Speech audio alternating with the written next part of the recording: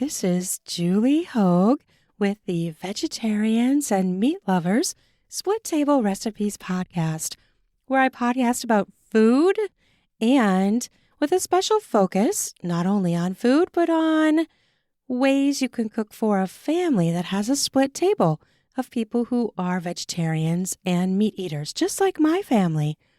I am also the author of the cookbook, American Midwest Cooking Quiches, and One Dish, Two Diets, Recipes for the Hybrid Vegetarian and Meat-Eating Family, which focuses on how to cook for a multi-diet family where people want meat and some people don't want meat. I also am a YA romance author where you can find that book, Hungry Hearts, on multiple online sellers. It's also available in audiobook. I have more books in the works too, so I'm so excited you're here. And it's always an honor for me to have you listening to my podcast. And a lot of the episodes where I have interviews with people, you can actually watch them on YouTube. So maybe I should add that on the podcast show notes. You could click through to see if you want to see me talking to some of these people. And we only do the video version for guests who want to be seen. Some guests are a little shy, right? And they don't want to get in front of a camera. But some do. So if you like my podcast and you want to explore the actual watching of the discussion, some of my guests did agree to having it be videoed and broadcast that way. So check that out if that interests you. I'm on a little bit of a spree right now where I'm going to be kind of focusing on a few recipes, probably 3 episodes in a row, where we're talking about fall foods. And not that you can't have these other times of the year. They're just kind of warm, cozy, feel-good comfort recipes, or focusing on vegetables that maybe are more considered ripe in the fall or usable in the fall, or just kind of fall veggies, fall autumn-themed recipes. So stay tuned for those. The 3 I'm going to talk about. Let's see. I have to decide which one I'm going to do first. Let's do the cheeseburger and chickpea casserole hybrid one. And then in following episodes, I will do the roasted roots recipe, which is a side dish, which is quite surprising because, I'm not going to give it away. There's an amazing use of a certain veggie that I would have never expected, and it actually is really pretty good. And then the third one's going to be small batch, easy, fast, and savory beans.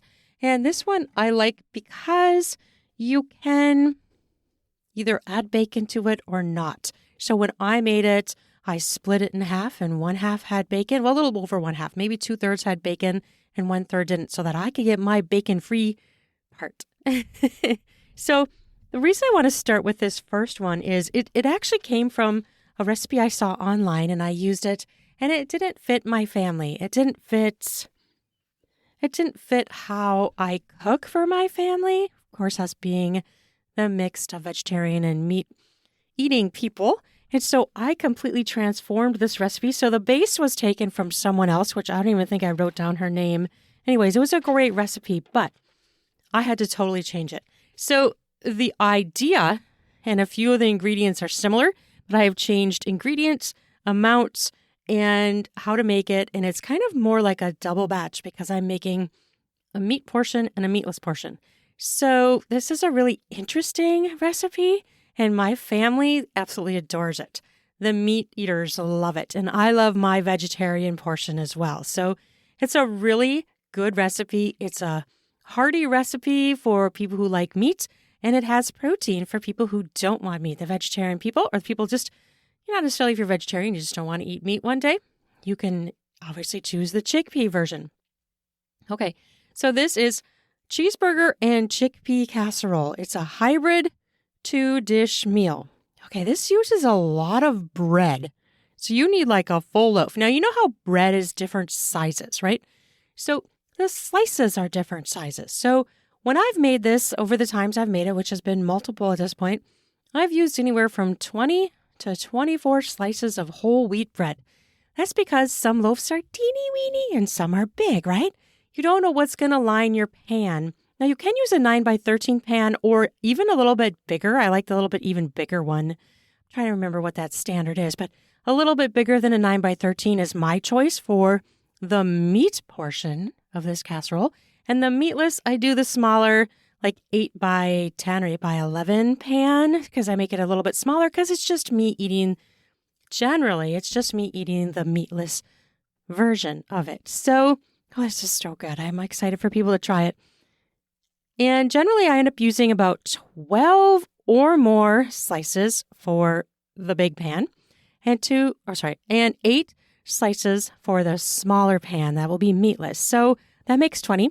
Obviously, sometimes you may go up to 24 if you have smaller pieces of bread. You need 4.5 cups of mild cheddar cheese. Now, a lot of these ingredients are going to be divided. Like this is going to be divided because you're going to be spreading it between the 2 different pans. But you're going to mix these following ingredients together. But first, you're going to cook them. So think of these all going together, but then you have to think of the instructions too, because you have to cook the veggies, which is onion and celery. So you're going to need 1.5 cups of chopped onion, 1 cup chopped celery, 1/2 cup ketchup, 1/2 cup wet mustard, and 1 teaspoon salt. You're going to need 1 tablespoon of olive oil to cook those veggies, 4.5 cups of skim milk. And breaking that down, 3 cups of milk for the big pan and 1 1/4 cups for the small pan. Pay attention again, that's going to come in the instructions because you do something with them in separate bowls before you add them to the dish. 1 teaspoon dry mustard, 1/2 teaspoon black pepper, 6 eggs. Yes, 6. 4 for the big pan and 2 are going to go to the small. You're going to use about 2 sticks of butter. You could use margarine if you want, but I tend to like to use the butter better. And 1 pound of ground beef. I have gone up to 1.5 pounds if you want it more meaty. And then you need a 10-ounce pack of chickpeas and sauce. Now, there are different brands out there that do this, and I really love these because somehow for me, the chickpeas are a little bit softer. I suppose you could get a can of chickpeas and cook it in your own sauce or whatever, but I buy the prepared ones because I'm making it one step easier for myself. I've used the Good Bean, and there's a bunch of other ones out there too. I think Target has a nice one I like too. So it's a pack of chickpeas. Often I find it in the Asian area or Indian food area, global foods. And it's a packet of chickpeas with sauce added. Now, that's what I use for the so-called meat part of the vegetarian one. We don't add meat, we add the chickpea mixture. So it's just a simple substitution. So basically, we're going to get into the instructions here. I think I've said all the ingredients. And again, I'll put them down in the podcast show notes so that you can easily see those and refer back to them without having to listen to me jabber on like this. I'm jabbering, right? Okay, I am gonna say it because this isn't really hard to do, but it does take a bit of time. So be prepared for a little bit of prep time because you have to do some things to get it ready. So you're going to brown the ground beef. Set that aside. You're going to cook the onions and celery in the oil until tender. Then I remove it from the heat and I mix in the ketchup and wet mustard and you stir it well. Then you're going to add in so basically in this one you have the onion, celery, ketchup, wet mustard, and salt. And then you mix that all up and set it aside. It'll be like a sauce, I guess you could call it. Then you're going to grease the pans with cooking spray or some sort of grease. And you're going to go through and I kind of do this step actually while I'm browning the meat and cooking the veggies. You're toasting pieces of bread. Yes, you're going to toast every single piece of bread. And then you're going to butter it. And it doesn't matter if it gets cold. I usually try to butter it while it's still hot though. So you're going to be toasting and buttering and you just make a big stack. That's what I do. On my cutting board, I make a big stack of all these toasted buttered bread slices. And then they just sit there until you're ready to compile it. And so this can be done as you're cooking the other things. And then what you're going to do is you're going to line both pans, the bigger and the smaller, with the toasted bread buttered slices. Then you're going to take about a spoonful of the ketchup mixture sauce and I add about a large spoonful to each one of them and kind of spread it on there with the back of the spoon. And you do that to both pans so they both get the sauce on the breads. And then you're going to take about half of the ground beef and spread that over the meat dish, the pan where you're making it meat. And then I take half of the chickpea mixture with sauce and add it over there. Now, since it comes with a little bit of sauce, you could do a little bit less sauce if you want of the ketchup mixture on the vegetarian dish if you want. If you want to cut back a little bit and do it more heavy on the meat, it depends on what you like. If you want it more saucy, do it even. If you want it to be, if you think it doesn't need it, then do more over on the meat side. This is your show, baby. You do what you want to do and what you need. That's what it's all about. Then, once you have that done, you are going to sprinkle cheddar cheese. Now, I don't have this down to an exact science. I just sprinkle enough so it looks coated evenly on both pans. And then you're going to relayer the pan with slices of toast. Now, sometimes the toast doesn't cooperate. It doesn't fit, right? So you're going to have to cut it. I've cut them in half and then make it fully confluent across the entire surface. So, if the bread doesn't lay nice and fit and lay nicely and flat, I cut them in half so that I have a full layer of toast on the bottom. I would do all those ingredients and then the next layer of full toast. And if you have to use the other half of the toast or cut them again, you do that. It's not a big deal. Then you're going to repeat the spreading of the ketchup mixture sauce on the slices. And on the meat side, you're going to put out the rest of that ground beef, and spread it all over. No, I don't mean beet. That was a misspoken word. Beef. Not beet. Although that's an interesting idea. I haven't cooked much with beets. Sorry, I'm getting sidetracked. And then you're, of course, going to go over to your vegetarian pan, right? And you're going to spread the rest of your chickpea mixture over that. And then you're going to sprinkle the rest of the cheese. Now, if you want it more cheesy, add more cheese. But this seems to be a good amount of cheese, in my opinion, and it works well. Okay, so now you have your pans both built, right? You have your meat pan and you have your veggie pan, vegetarian pan, in separate bowls. You're going to take 3 cups of skim milk with 4 eggs and whisk, and this can be for your large pan, the meat pan. You can modify this, obviously, if you want to do it half and half, but I do it like kind of 2/3 and 1/3 because I'm the only veggie in my family. Not that they won't eat it, but... And then the small pan, I do 1 1/4 cups of milk and 2 eggs in a separate bowl and whisk. So then you're going to take those egg and milk, and you're going to whisk them together. Make sure they're all scrambled and mixed together. Pour the big one over the 3-cup version over the large pan. Pour it evenly across the entire pan, across all the breads. I try to get all the breads kind of wet. So, be like generous where you pour it all over so that you're kind of hitting all that bread to get it a little bit moist. And then you're going to do the same thing for your vegetarian pan. And then you pop it in the oven, 350 degrees for about 40 minutes, give or take a few minutes. My oven tends to be about 40 minutes, but obviously all ovens are different and they don't always behave right. It's kind of like buying clothes, right? Oh, they should be the same size across the brands, but they're not. So you have to try them on. See what one fits you in one brand may not fit you in another. Same with our ovens, baby. And you know your oven, right? You know your oven. You know if it's cooked faster or if it's a slow cooker. I have the thing where I have the 2 ovens, and I know my top oven is a fast one, baby. It cooks fast. It cooks hard. It cooks strong. So I usually have to cook things shorter. Sometimes I even turn down the temp in that top oven. In the lower oven, it's a total different story. So it's like you have to know your oven. And if you're a cook in your family, you know your oven and you know how it goes. So do what you need to do to get it to you where you need it to be. And then the fun thing about this is when it's done, you take out and we often cut it into portions along the lines of where the bread pieces were. And it's kind of like a little sandwich. It looks like a sandwich when you take it out because you see the top bread.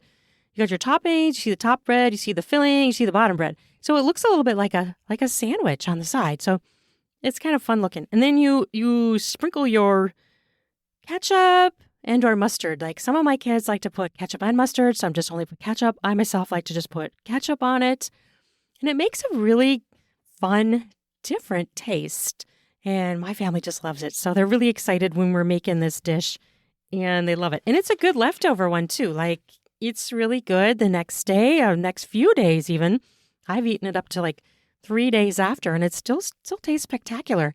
Now you're going to have to expect that the bread is getting wet. So it's kind of like a quiche. You're not eating dry bread, right? It's been soaked with egg and milk and sauce. So it's not going to be like a crisp piece of toast anymore. It is a part of it. It's kind of almost like lasagna-like in my opinion, where it's layered like that. and it's soft. It's not going to stay this crisp piece of toast, right? It couldn't. Well, how would it be? That wouldn't work. So I hope you really enjoyed this recipe. It's a really fun one. I absolutely love it. My family loves it. And I love it because I get something hearty and delicious at the same time as they do. Sometimes we're making meals, I feel like I kind of get skimped out, or I'm trying to piecemeal my stuff in. I'm making myself some eggs, or, throwing some nuts on my plate, or a pile of cottage cheese. But this one, it's just kind of fun for me because it's integral in the meal. I'm getting something just as good as they are, and there's no reason you can't if you're a vegetarian. You just need to find those recipes that work for that. And it's really delicious.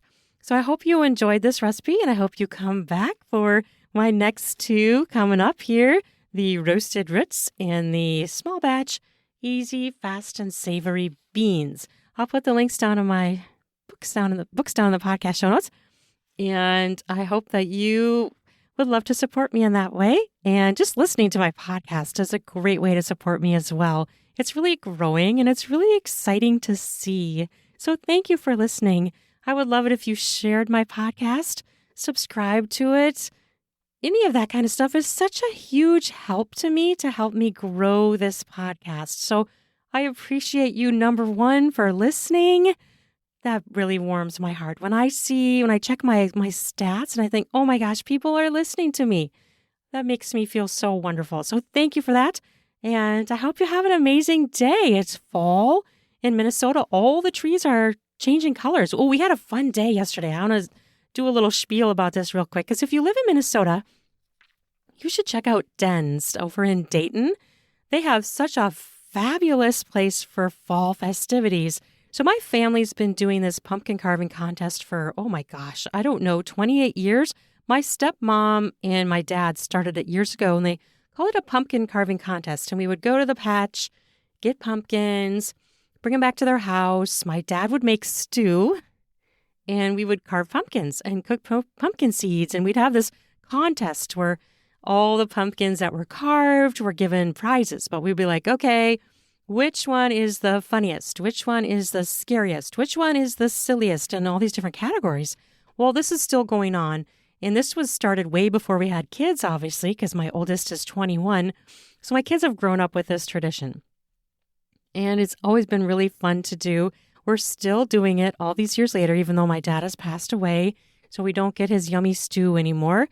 But he's there in memory, and we know that this was really fun for him. He always loved the pumpkin carving contest. So we did it yesterday, and we went to Den's in Dayton. And they just have such a great place there. If you've ever been there, they have a hayride, they have the corn maze, they have this giant corn pit that even my youngest kid, who's now a teenager, he was playing in it. It was crazy. It looks like you're trudging through snow when you're walking through kernels of corn, but it's just this big, giant vat of corn kernels. And it's a whole entire building, like a pole barn, and it's full of all this corn kernels, and you play in it. They have a slide in there. The kids are jumping into the corn. It's really quite funny. And then they also have a great big area of fields where you can take wagons out to the fields and pick your pumpkin and bring it back. And of course, you're going to buy that. They have things for sale. They have crafts. They have squash, gourds, tons of pre-picked pumpkins if you don't want to do the trek out into the field.